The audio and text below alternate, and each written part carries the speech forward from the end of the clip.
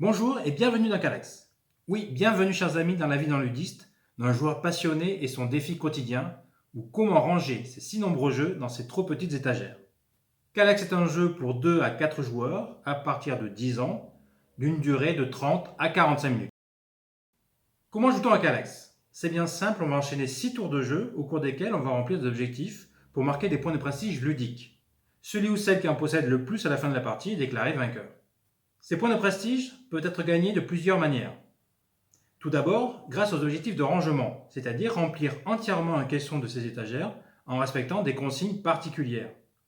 Boîtes de couleurs identiques, de tailles différentes, avec des jeux de vos auteurs préférés, etc.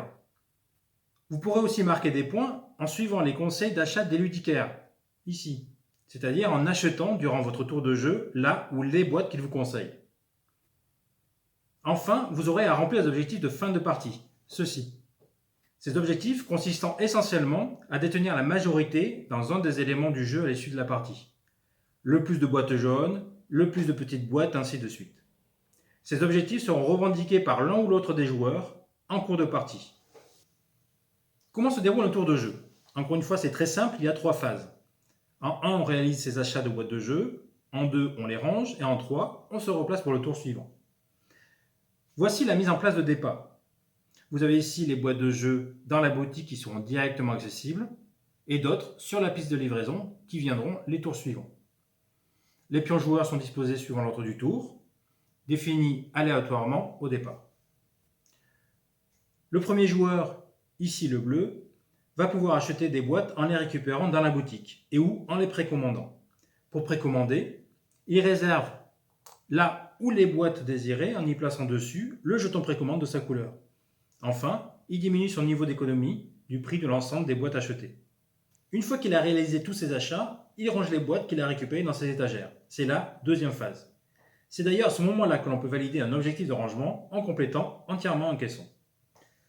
A noter que les boîtes peuvent être déplacées d'un caisson à l'autre autant que l'on veut, même pendant le tour d'un autre joueur. La seule restriction est que lorsqu'un caisson est entièrement complété et l'objectif rempli, les boîtes de ce caisson sont bloquées pour le restant de la partie. Pour terminer son tour, c'est la troisième phase, le joueur se repositionne pour le tour suivant. Plus on ira loin sur la piste, et plus on gagnera d'argent. L'autre effet déclenché est la pioche de boîte pour alimenter la piste de livraison. Si par exemple, comme ici, le joueur bleu choisit la position médiane, il récupérera 4 en économie et piochera 2 boîtes qu'il placera ici en sortie d'usine. Ainsi, chaque joueur va s'activer selon l'ordre défini et se replacer pour le tour suivant. Une fois fait, chacun récupère ses précommandes qui arrivent, on réalimente la boutique et on fait avancer les boîtes sorties d'usine. Les joueurs peuvent ensuite enchaîner sur la manche suivante, suivant le nouvel ordre de tour défini. Les tours s'enchaînent ainsi, chacun gère au mieux ses économies et les étagères se remplissent. Nous voilà au dernier tour. Au lieu de replacer leur pion sur la piste, les joueurs le récupèrent. La partie prend fin lorsque le dernier pion est retiré.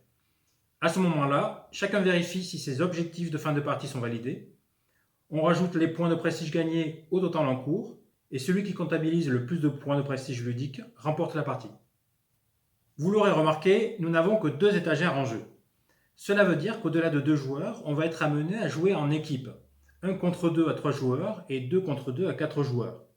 C'est l'une des grandes originalités de ce jeu, devoir communiquer sans trop en dire, convenir ensemble des meilleures tactiques à adopter. L'autre atout de Calax, au-delà de son thème et de son aspect fun et coloré, est sa dimension tactile. On prendra un malin plaisir à aller récupérer à l'aveugle, dans le sac de pioche, la boîte de la taille qui nous manque, en espérant tomber sur la bonne couleur. Voici pour la présentation de Calax. Je ne suis volontairement pas entré dans les détails des composants du jeu, qui recèlent encore plein de surprises. Ce jeu est fun, il est punchy, très thématique et avec une réelle dimension tactique, qui monte en puissance au fil des parties. Il y ravira tous les profils de joueurs, des novices aux confirmés, compétitifs ou collaboratifs. Je vous remercie infiniment de m'avoir suivi pour la présentation de ce jeu, Calax. Je m'appelle Fabien Mas, j'en suis l'auteur. A très bientôt sur les réseaux ou en festival.